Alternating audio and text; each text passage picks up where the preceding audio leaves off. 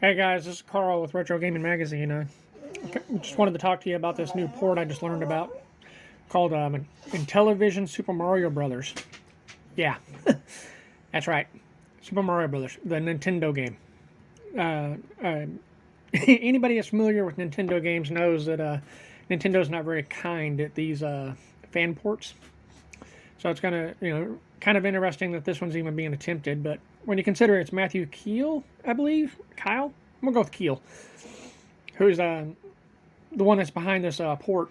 You can see, you start to understand why the results he's been able to achieve are so impressive. This is the same man that also created he created a Paperboy on the Intellivision. He's done a Castlevania called Intellivision, which is apparently available in cartridge. I'll put a link in the description below. He's also done Shadow of the Beast. He has a Contra style game he's working on.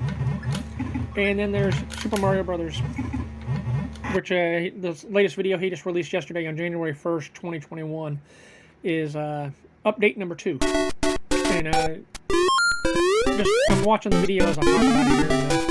It's impressive what he's been able to accomplish. I mean, this is Super Mario Brothers. I mean, it's obviously there's been some there's been a few concessions made. Graphically, it's not quite as detailed. Moving platforms flicker. The various background graphics are not nearly as detailed as they were on the Nintendo, but I mean that's to be expected. I mean, we're talking about a console that was released in like 1979 versus a console that was released in the mid 80s, using much better technology. Just the fact that he's able to get a scrolling game with this many sprites on screen, this much interaction, I mean, hidden blocks, destroyable blocks, I mean, and all this stuff on screen. The only flicker he has is the moving platforms, which it looks like the only reason they're flickering is they're alternating back and forth. But I mean, it's I tell you, it's wild watching this. As I remember growing up with the Intellivision, the Atari 2600, the Intellivision, the ColecoVision. I had all those consoles about the time the Nintendo was first released. My parents picked them up secondhand. We couldn't afford these things brand new, so we always got secondhand versions used at yard sales and things like that.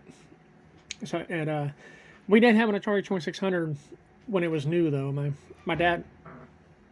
Oh, excuse me, loud noise outside scared me. My dad he made sure we had an Atari 2600, which was pretty awesome.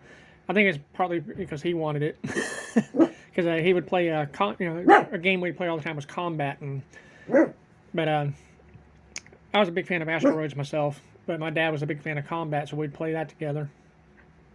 And anyway, back to Super Mario Brothers.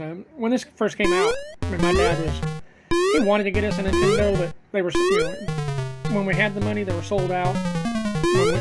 When my dad didn't have the money, they were available everywhere. Just how things were. But yeah, I mean, if we would have seen a game anywhere near like this back in say 82, 83, which I understand it's a different programming. Back then, it was just different. Games like this were not popular. They weren't popularized. They weren't, they weren't the. They just weren't the norm. And that's why Nintendo changed when they came out with their Nintendo Entertainment System. They were smart by putting Super Mario Brothers in as the pack-in title, which gave parents a sense of comfort, knowing that not only is this new console, have several games available. I think there was like 5 or 6 available at launch. So a few more came up fairly shortly after. But you also when you bought the console, you got one of the best games available for the console at the time as the pack-in. I don't remember Atari 2600 having a pack-in title. I'm sure it did. I'm sure it probably had several different ones.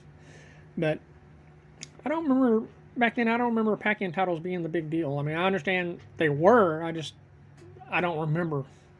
I don't personally remember them. But I know Nintendo's not the first company to make a pack-in title with their console.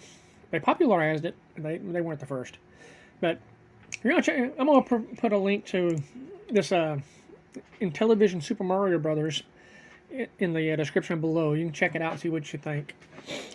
But it's just be prepared. It's mind blowing. I mean, you got switch blocks, you got power ups, make Mario big. The power ups, extra life. You got the various Goombas, Koopa Troopas. Hidden blocks. I mean, it's pretty. It's a pretty faithful recreation of Super Mario 1, just running on the Intellivision. Anyway,